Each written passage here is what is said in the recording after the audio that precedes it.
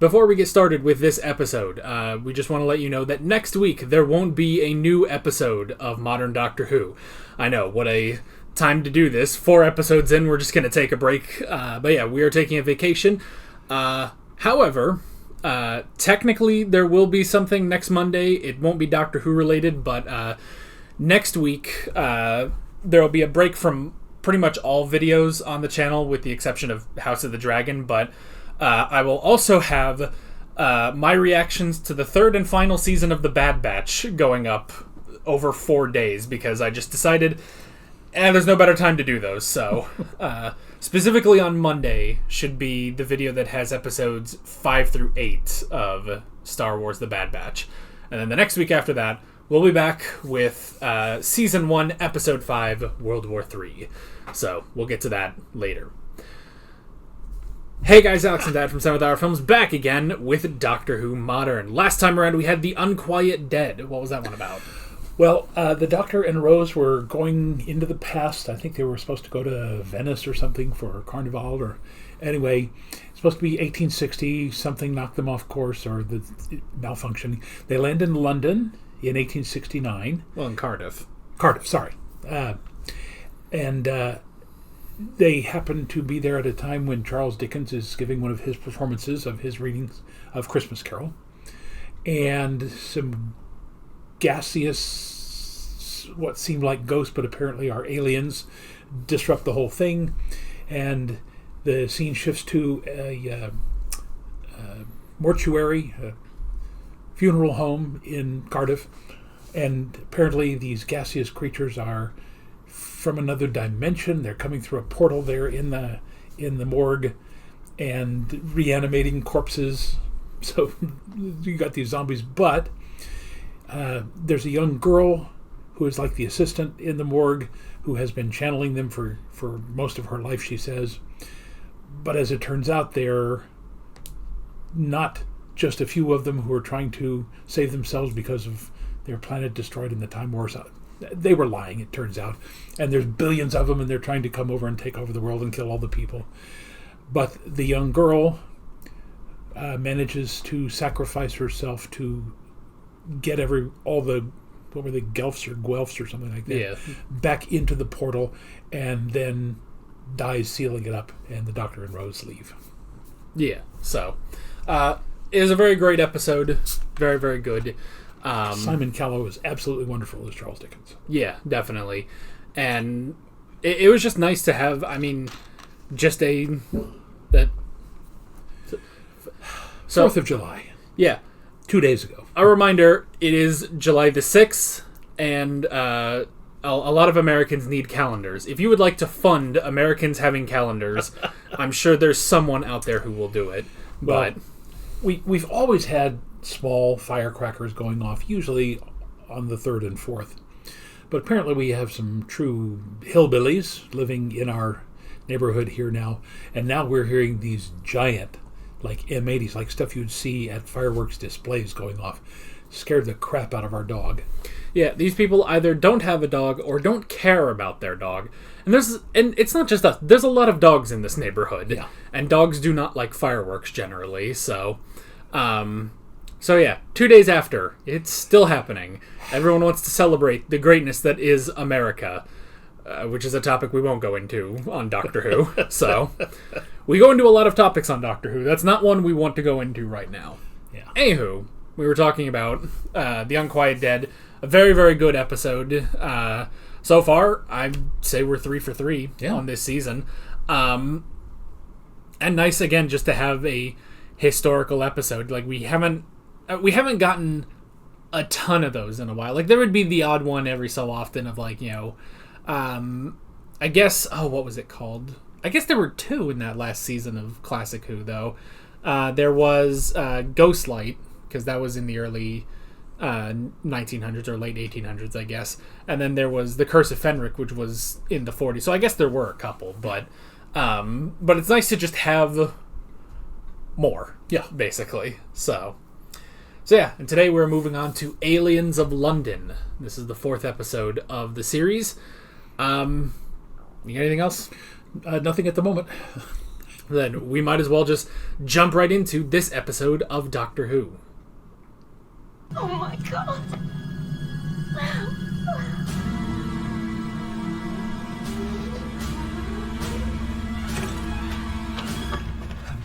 It's not 12 hours, it's 12 months. You've been gone a whole year. Sorry. Good job. The hours I've sat here. Being Days or hooligans. weeks and months. Oh, how old are you then? 40? 45? Or do you find her on the internet? Just go online and pretend you're a doctor? I am a doctor. Prove it. Stitch this, mate. Oh, Did you think about me at all? he's gonna remember that one. Can't do that to her again, though. Well, she's not coming with us. No chance. I don't do families. She slapped you. 900 years of time and space, and I've never been slapped by someone's mother. Your face. It hurts! It's so gay. When you say 900 years, That's my age. you're 900 years old. Yeah. My mum was right, that is one hell of an age gap. Yeah. At least as far as he remembers, he's 900. I've seen all that stuff up there, the size of it, and I can't say a word. Aliens and spaceships and things, and I'm the only person on planet Earth who knows they exist.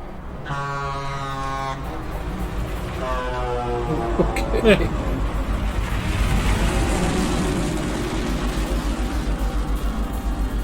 Oh, there you go. Now you're not alone.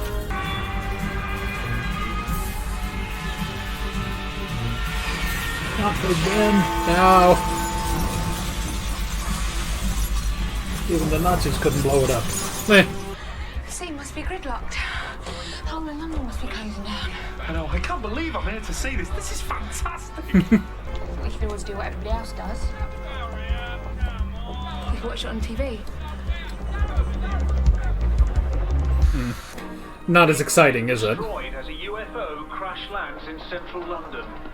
Police reinforcements are drafted in from across the country to control widespread panic, looting and civil disturbance. A state of national emergency has been declared. Tom Hitchinson is at the scene. I love that people are looting. There's not really a reason. They're just like, everyone's distracted. Yeah. But the Secretary General has asked that people watch the skies. Watch the Skies was the famous fake movie that they said was being filmed when they were actually doing Close Encounters of the Third Kind. The whereabouts as yet unknown. Roads in central London are being... When you've stuck your fins on, you can cover the whole lot. Buttercream, ooh, look at that. Then ice it, any colour you want. But the body has been brought here, Albion Hospital. The road's closed off. It's the closest to the river. This is why he doesn't do families. That's Joseph Green, MP for Hartley-Dale. He's chairman of the Parliamentary Commission on the Monitoring of Sugar Standards in Exported Confectionery. With respect, hardly the most important person right now. I have to inform you that with the city gridlocked and the cabinet stranded outside London, that makes you acting Prime Minister. With immediate effect. Oh, Lord. Oh, hold on. It's a nervous stomach. Anyway. Ah, that poor soldier. At least he could have done this, yeah.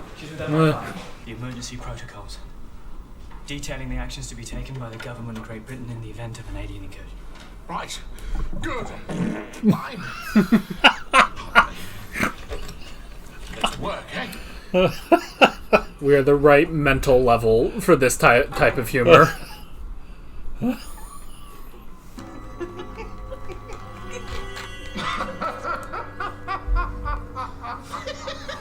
Okay, so they're the aliens? I am amazed he stayed there that long. First contact. The day mankind officially comes into contact with an alien race. I'm not interfering, because you got to handle this on your own. It is amazing that it's first contact if you ignore that business with the Cybermen in the 1980s. Yeah, and the fact that UNIT has known about the Doctors since the 60s. Or 70s. Well, it's first contact for the layman. Yeah. Hello, E.T. Oh, blimey.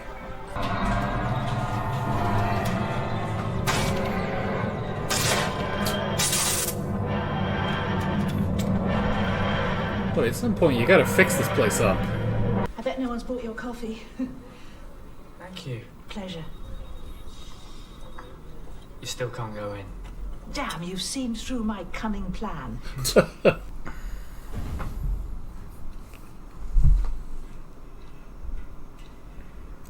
the 8th Doctor all over again. Yeah.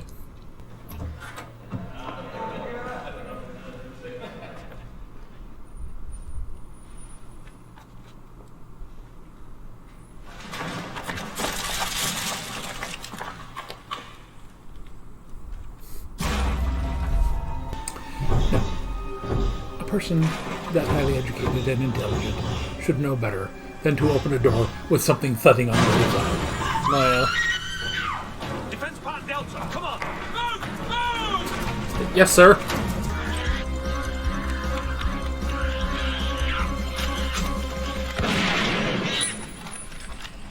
What did you do that for? It was scared! It was scared. It's a hoot, this job. Honestly, it's super. Oh, excuse me. What's going on here? Oh, there I go.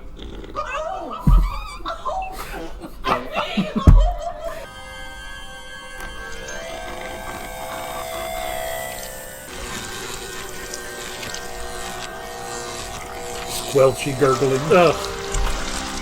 So it's a fake, a pretend, like the mermaid. But the technology augmenting its brain, it's like nothing on Earth. It's alien. Aliens are faking aliens. Why would they do that? Doctor? It's like Batman.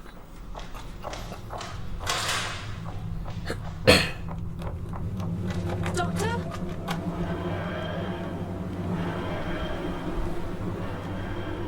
Man, he freaking booked it out of there.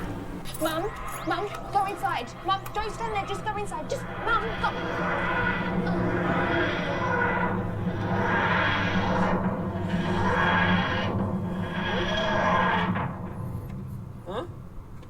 Well, now it's good. Everything's out in the open.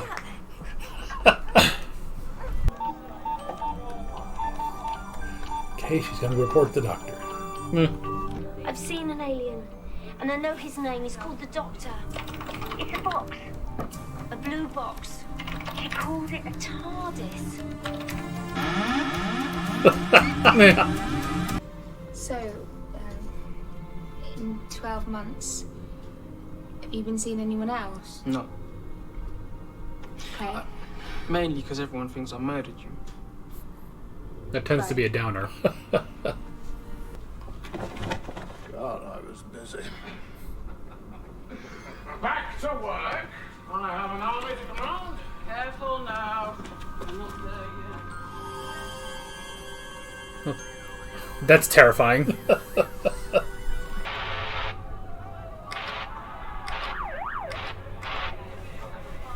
How many channels do you get? All the basic packages.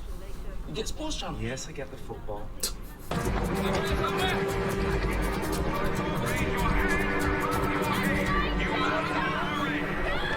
Take me to your leader. This is a bit posh. If I knew it was going to be like this, being arrested, I would have done it years ago. We're not being arrested, we're being escorted.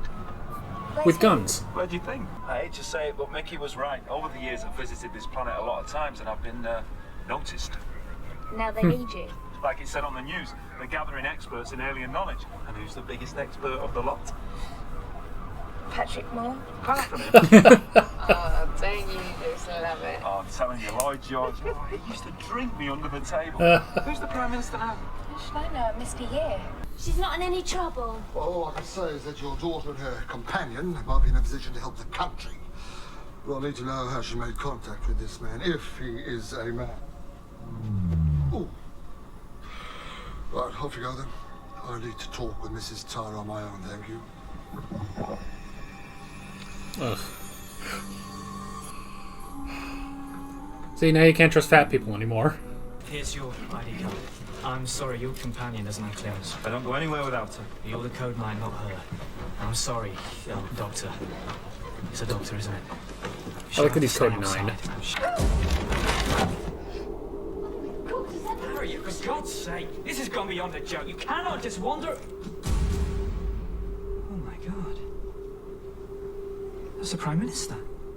If aliens fake an alien crash, an alien pilot, what do they get? Cover. Us. This is all about us. Alien experts. The only people with the knowledge how to fight them gathered together in one room. Excuse me, do you mind not farting while I'm saying You're rather silent but deadly.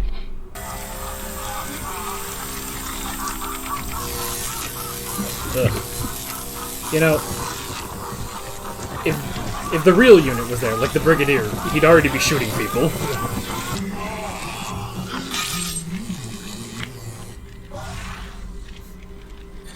She didn't see that.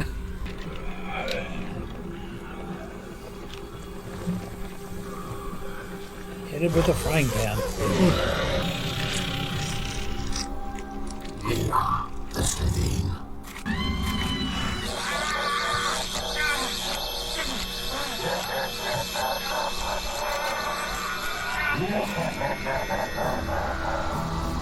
What? And that's the end of our part one of our first two-parter. Well, what a heck of a time to go on a vacation afterwards.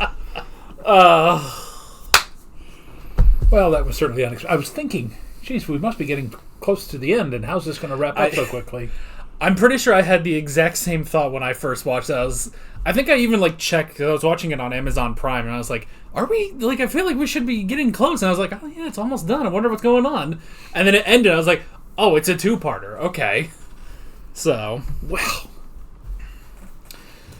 All right, well, the first thing, of course, is the compression of their bodies into the human suits, which releases copious amounts of methane. It turns out the Gelth are not the only gaseous aliens around, so... it's interesting because... Now, I can't remember. I guess Mickey had... Did Mickey see the inside the first time around, or now he just saw the outside and knew that it was... It would disappear. He knew that was the spaceship. No, he did at the very end. They didn't harp on it, but when they escaped the Autons, both Rose and Mickey got into the TARDIS, and then he got out of there quickly. Okay. Because he was terrified, so... Alright, but now, Rose's mother has seen the TARDIS appear, so... That's theoretically two more companions, or two people who have to keep quiet about it. The Slovene, yeah, these kind of reptilian creatures. My only, don't want to say complaint, my only concern about them is, although they're very large and have the big claws and everything, they've got a face that is almost infantile. Yeah. So, despite their bodies being somewhat fierce, their faces almost incite a reaction of comedy. Yeah. Which, of course, their farting does a lot, too. We've got Unit, and yet we don't have any specific reference back to Lethbridge Stewart. Yeah. So, I think... if I remember correctly, Unit is basically being treated like the Autons were, where it's like, they didn't name the Autons, really. They didn't harp on it. They didn't say, oh yeah, I fought them, in the 70s at this place when I was a different person, blah, blah, blah. It's just that Unit's here. There's a quick explanation that, the Doctor seems to have worked for them in the past, and that's something that Mickey learned as he was researching the Doctor. But other than that, Unit does not play a big part in this. They're there because, well, Unit would be here. Yeah. So, but it's not the same. It's pretty much just not the same Unit we used to know. So, but yeah, and it is one thing where I think this is technically the only, one of the few, I'd say, downsides or criticisms against this season is the Slitheen, and mainly just how childish it is that they're just a bunch of big guys that are just farting. And then they do become giant monsters, but before that, it is it is pretty childish. Now, granted, we're very childish, and so we were laughing at each one of those, but this is sort of like the one, like, and I don't know, maybe people in the comments will disagree and say they really like this two-parter. I like this two-parter, I think it's a good one, but at the same time, I can see if someone is like, well, that was too childish for this season. I'd be like, yeah, I guess I get it. So, well, no, again, I don't have a problem with it. I did feel, quite honestly, for the first time in New Who, that this episode had about 5 to 10 minutes of padding in it. Yeah. The laughing sequence when they were unzipping their heads and trying to struggle out of their human suits, that could have been accomplished in 30 seconds instead of 3 minutes. Yeah, and it makes you wonder why this was chosen to be a two-parter, you know? And especially because, you know, with how the format has changed from classic Doctor Who, going to just 45-minute episodes, that's it, you get in, you get out, story over. Then being like, well, adding in, like, well, we'll have a two-parter. I'm just curious as to what the decision was instead of just 13 stories, basically, right in a row. But even still, like, I can at least give it the excuse of, well, that does mean this is RTD's literal first two-parter he's had to write. So, like, he probably had enough, just, you know, he was like, well, this can work, you know, and you're bringing in this big important thing of, you know, first contact with aliens and everything, and you get to see the human element of it. But it just didn't fully stretch over 2 episodes, especially, and this is what we always said about classic Doctor Who, is that with every episode, literal episode, not the story, but the episode of classic Doctor Who, it always has to write to a cliffhanger. Every episode has to have a cliffhanger, and sometimes that just kind of gets in the way of how you structure the story. And this is obviously suffering from that same thing, where it's like, okay, the cliffhanger has to be the big reveal of what the Slitheen are, what they look like, and, you know, the Doctor, you know, being, you know, attacked and, you know, looking like he's nearly going to die from this great enemy that just showed itself. Well, that means you have about 40 other minutes that you have to fill before you get to that point. Yeah. And you're right that most of it is good. There is a little bit of it that is padding. So, but I'll give it a bit of a pass that it's the first two-parter they've tried. Now, again, I like the idea of the story that aliens have already been here for a while. They're trying to obviously cover up something. They're trying to distract from their taking over. I would assume they were trying to distract from getting off the planet and trying to use the distraction of the fake alien to hide their exit. But I really, at this point, you know, are they planning to take over the Earth? Have they been here for some time? And I mean, obviously, aside from the 3, the general and the 2 other politicians, and then the police officer there. Yeah. So there's at least 4 of them. We must assume that whoever launched the spaceship, there's more there as well. So again, it's kind of up in the air. It's not as well written, that is to say, well crafted. I like the story, don't get me wrong there, but it's not as well crafted as the episodes that we've seen before. Yeah. Well, and also just because it kind of divides its attention between, you know, this building up this plot with the Slitheen, and also having the, you know, the fallout of Rose finally coming home, you know, which at the very least I like that, because, you know, it's different from pretty much all of classic Doctor Who, where it's just like, you know, like, well, we'll take this young girl into space and she'll just never see her family again or something, or luckily, you know, Ace just doesn't have anybody, so when she goes back to Perryvale, it really doesn't matter that much, you know, like there's a couple people she recognizes, but it's not that big a deal. Whereas with here, I like that they go into more of that, like, what would really happen if, you know, you disappeared into a time machine, and you know, to the Doctor's credit, he did think it was only 12 hours later, and he messed up, and it was 12 months later, right to where this whole alien thing was happening. So, But I like that. I like seeing the consequences of that, and the doctor trying to deal with that. Like, how does he deal with, as he puts it, domestics? It's not something he has to, he ever thinks about. So, all right, and I know I'm probably throwing a wrench into some future revelation here, but the kid scrawling the graffiti on the side of the TARDIS obviously means something, and I'm sure you don't want to tell me what it means, but there's a gigantic bad wolf written now on the side of the time machine, so I'm sure that's coming back to haunt us from somewhere. But I vaguely remember there was a reference in a previous episode. Was that last time, or was that 2 episodes ago? Yeah, but somebody mentioned bad wolf, so I'm guessing this is something we'll figure out by the end of this season. Sorry, folks. He's just too smart. He's not like the rest of us. So, well, I mean, it would have been more obvious if it had been Big Bad Wolf or something, because that way, you've got the whole nursery rhyme. But just Bad Wolf, I mean, that's like there's a movie production company called Bad Robot. So it's just that it's something about that clicked, and I again don't even remember what the reference was, but somebody said Bad Wolf. I think either in the Charles Dickens episode or the one before that.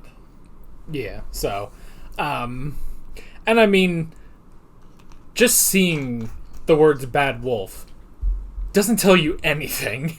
It just tells you that for some reason they're referencing bad wolf multiple times.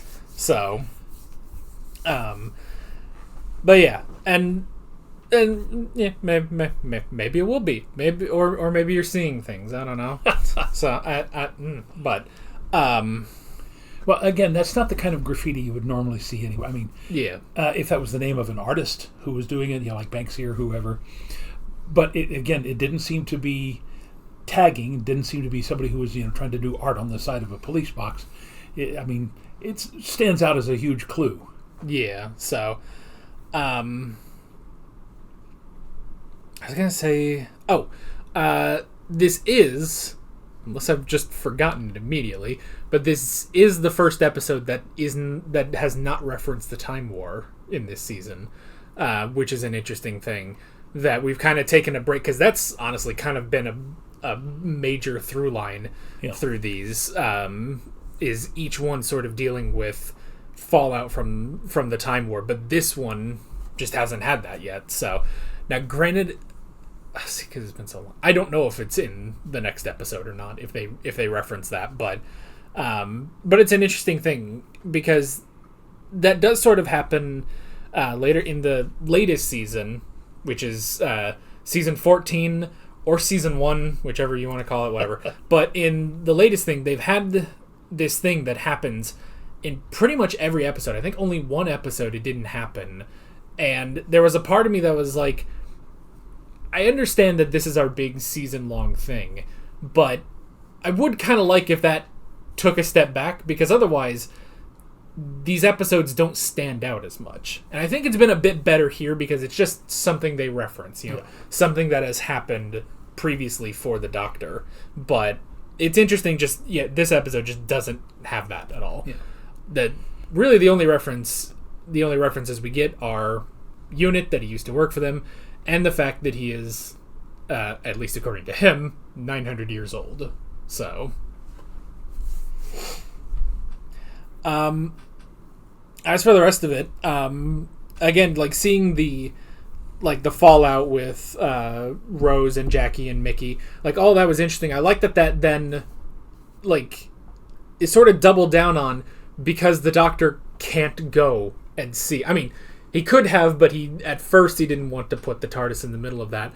So I like this scene where he's just desperately trying to get as much information on the news, and everyone's over at their flat, and they're just talking, they're yammering on about nothing. Someone's changing the channel over to, the cooking show or whatever, and it's just like that frustration that he has. It's like he's never really had to deal with normal people this much. I was kind of expecting him to use that, the psychic paper?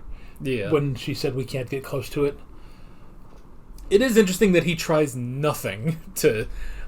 And now, granted, because he said he doesn't want to put the TARDIS in there. He did also say, at least later he said, that, there's aliens that are faking aliens. He doesn't want to get caught up in the mix as an alien, but now it's just, it's too late, basically. So yeah, and it's first contact for humans. Forgetting all those other things that happened in classic Doctor Who, we don't talk about those. So, I mean, I guess you could either say that, well, like the biggest thing I think is probably the 10th planet, because that was a planet that just appeared, and then Cybermen appeared, and I'm pretty sure they appeared like across the world too, but. You could make the argument, A, it's either an alternate timeline, or B, it just didn't spread around that much, and nobody really talked about it, because at least, like, one thing is, 2005, or technically 2006, because of the whole year skip, like, people, even in 2005, were more connected than they were in, 1986 when that was supposed to take place, and obviously 1966 when that actually was made. So, like, you could almost... I could see you almost making an argument of, well, because people were not as connected, like, it would have to be on the news, and would the Cybermen have even been on the news that much, So... But then there's also stuff of, dinosaurs in London and stuff like that, and you just kind of think, well, someone had to remember that, right? But... that or the Doctor has some way of, putting out a blanket amnesia across people. Yeah, I don't know. The human race just kind of forgot that aliens exist. And, if that excuse can work at the end of Game of Thrones, it can work here too. Sure. Let's see. Well, as for everything else, I mean, we had the mermaid alien, which was interesting. This poor pig that was just meant to crash land right into Big Ben too and everything. So that was unfortunate. But I did like, there is this sort of like, again, this sort of like dark undertone this season, like this sort of horror element, like, the pig coming back to life in the lab and everything. And it is a double-edged sword of like, the creature was scared, so you probably shouldn't have shot it. On the other hand, if a screaming pig on two legs is coming towards me and I have a gun, I might have shot it too. Yeah. I can't exactly blame the unit boys there, but I don't know. Honestly, I don't think I have anything else. You got anything? I was trying to think. No, I had a thought, but I've lost it. So maybe I'll think of it by next week. Oh, yeah. Or next week, technically. Or 2 weeks. Yeah, this was probably the worst possible time to do this, and people were asking if we would do 2-parters in the same video, and I kind of went back and forth on it. And I thought, well. I watched these originally just one episode after the other, and I think that does kind of work. And there's also, like, I think season 9 is nothing but 2-parters, so, like, that would go really fast. And especially, too, because, like, with doing 2-parters like this, it's like, well, it'll make this season go by faster, and I kind of just don't want that, because I want this season to go on. And again, everything else after this season is great, but I want this one to last. And now, because of the vacation, we're actually going to make it last even longer. But at the very least, I thought, well, we'll do it just separate videos this time, and then we'll think about it maybe. But even by the time we get to the next 2-parter, I think we'll just keep it as the... Oh, I remember what it was. The assistant to the Prime Minister, Indra. Yeah. Again, couldn't help thinking that he would make a good companion. We always say this. We find these interesting side characters because he's intelligent. I think he would be a contrast to Rose. He's certainly a contrast to Mickey. Yeah. And it would be interesting because he also has a different cultural background. And, you bring that in, you got Rose and Indra and the Doctor. There's no domesticity there. You don't have to worry about that. Yeah. The idea of him saying, we can't bring Rose's mother on. Yes, the mother, what's her name? Jackie. Jackie would drive him crazy. Yeah. He would drop her off somewhere and leave her there. The same with Mickey. He doesn't like Mickey at all. Yeah. But that young man seemed to be a guy who basically has an idea of how things work. And if you simply said to him, look, this guy is an alien, he has a machine that can go through time and space, the guy would go, okay, I've seen enough to know that this would be an adventure, kind of like Rose did. So it's just a thought. Yeah. And there's also Harriet Jones, MP for Flydale North. She's also an interesting character, kind of sticking her into this story. Just desperately trying to make sure things get done for the small people, which, to her credit. Let me just test your knowledge. Do you know what MP means? It must be minister of something. No. No? MP, they have a lot of weird terms over there. It would be like our congressperson. No. I don't know. Member of Parliament. Member of Parliament. Okay. Okay, that makes sense. She's in the House of Commons.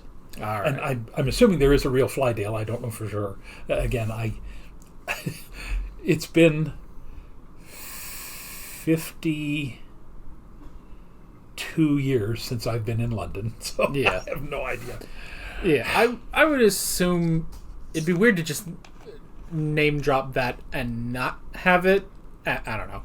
But I guess they've done that before, so I don't know. You can tell us in the comments because we're too lazy to look it up ourselves. So, but that's like, you ask somebody, we have 5 congressmen from Oklahoma, and one of them, the guy who's been serving the longest, he's been there 20-something years, at least.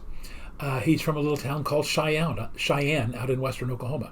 Now, there are some large towns in western Oklahoma. Cheyenne is not one of them. We've been to Cheyenne before. That's where the Black Cattle National Grasslands are, and we went up and saw the Washita Battlefield site there. So, nice little museum there. It's a wonderful little town, but seriously, even people in Oklahoma have no idea where Cheyenne is. So, yeah. I did also like the detail.